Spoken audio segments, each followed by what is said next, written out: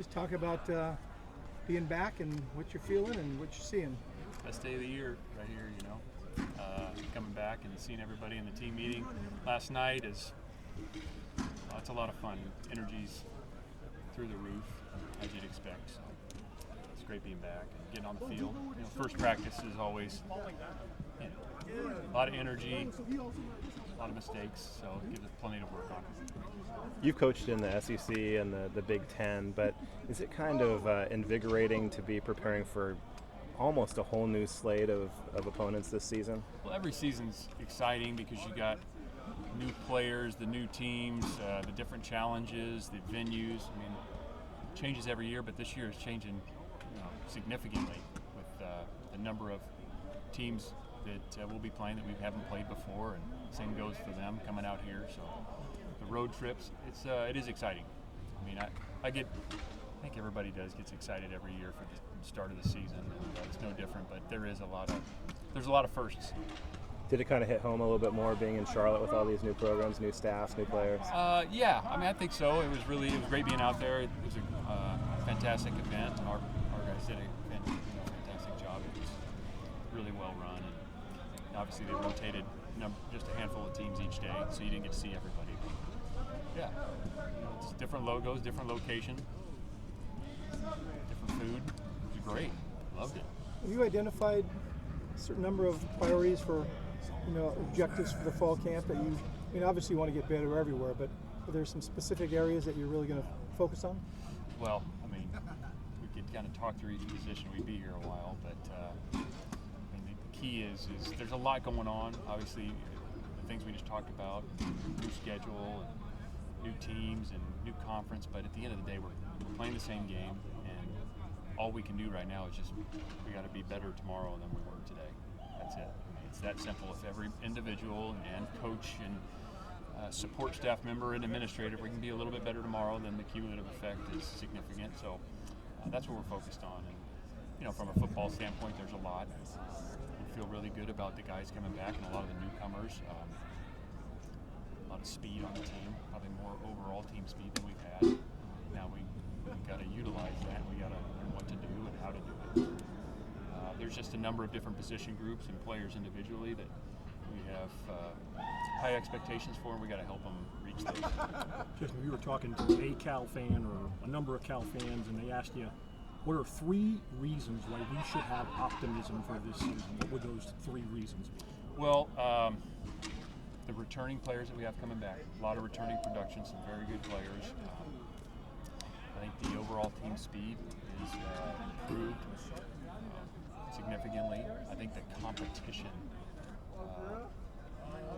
across the board, but especially in a handful of positions, is.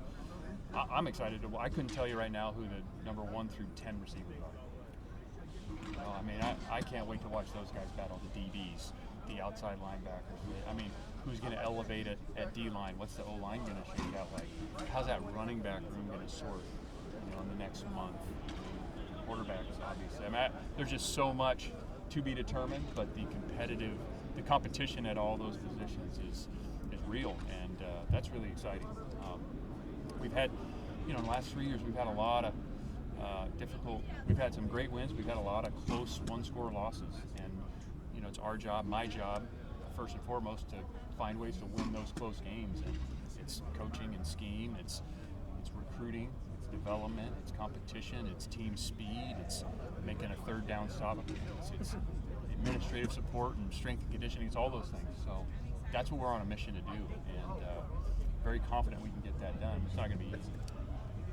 We don't see Ethan Saunders out here. Can you address that? And if there's any other people who are not going to be with you? Yeah. So Ethan is not going to be able to play football anymore.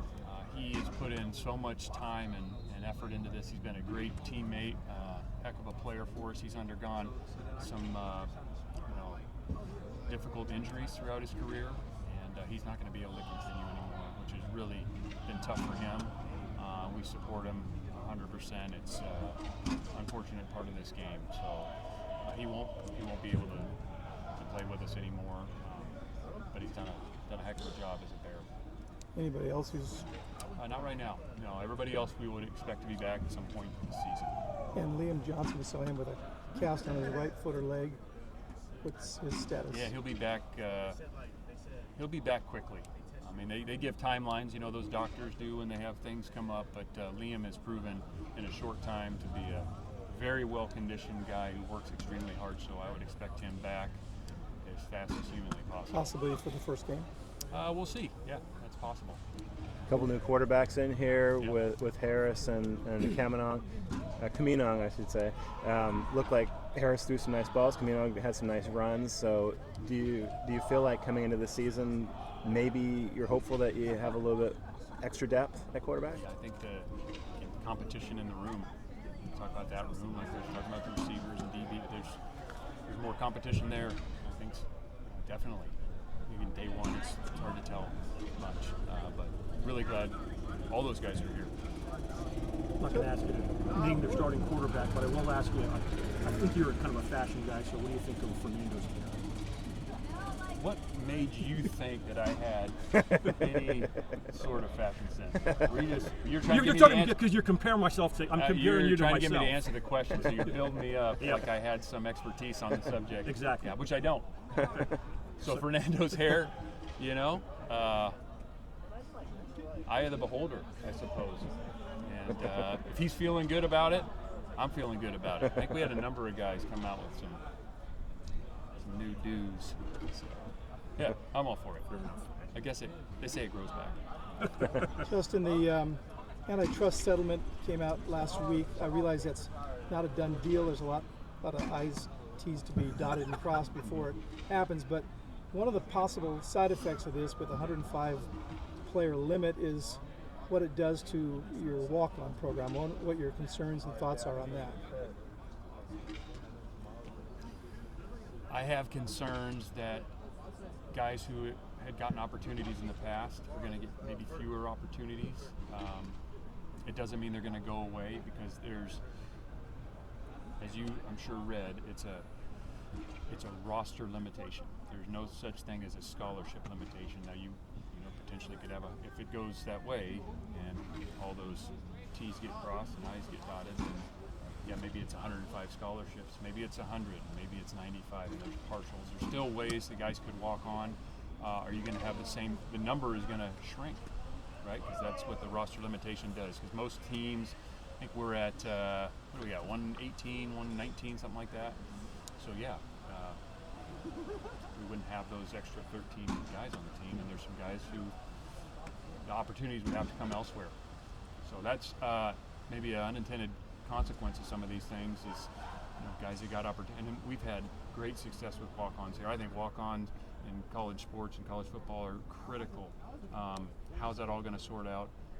We'll see.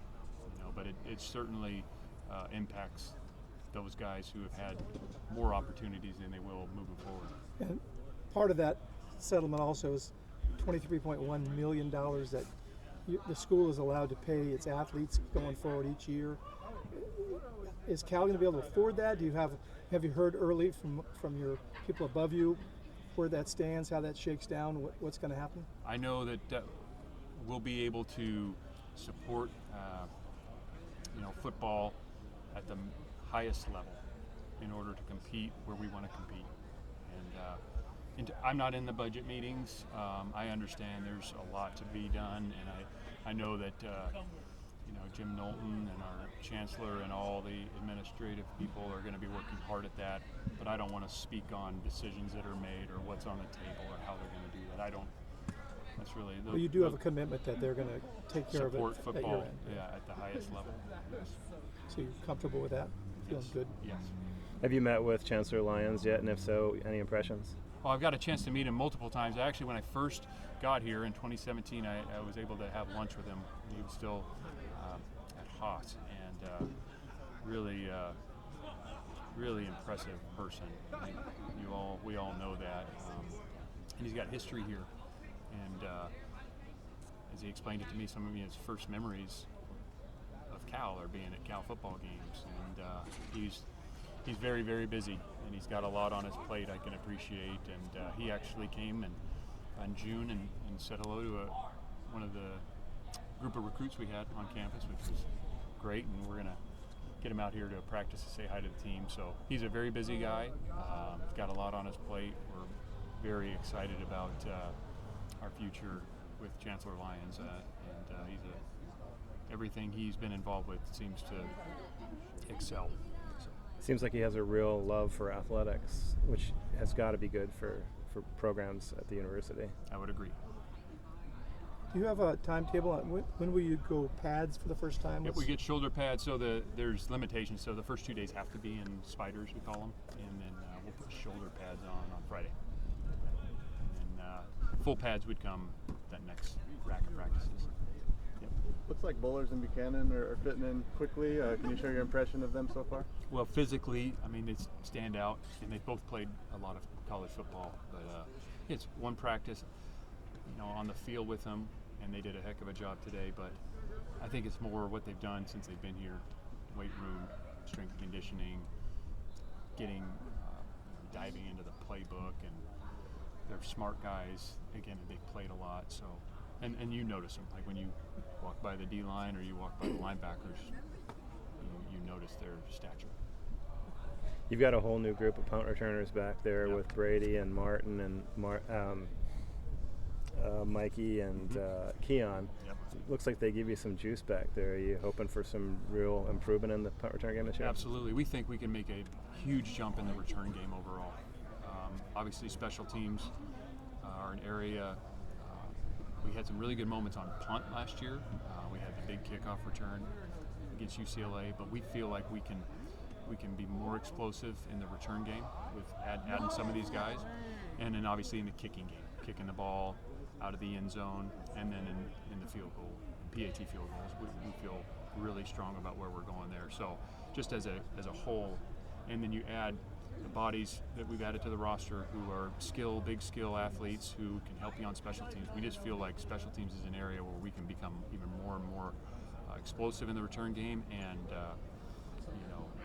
helping ourselves with field position in the kickoff and punt game. With the people you've added, does that mean that you won't be tempted to use Jaden on kick return? Oh, no. No, he is absolutely in the mix. Yeah. He did it very sparingly last year. He did. Will you use the same approach on it, or put him back there on a regular basis, or do you have any idea yet? Oh, we got plenty of ideas. Plenty of ideas you're ready to share right now.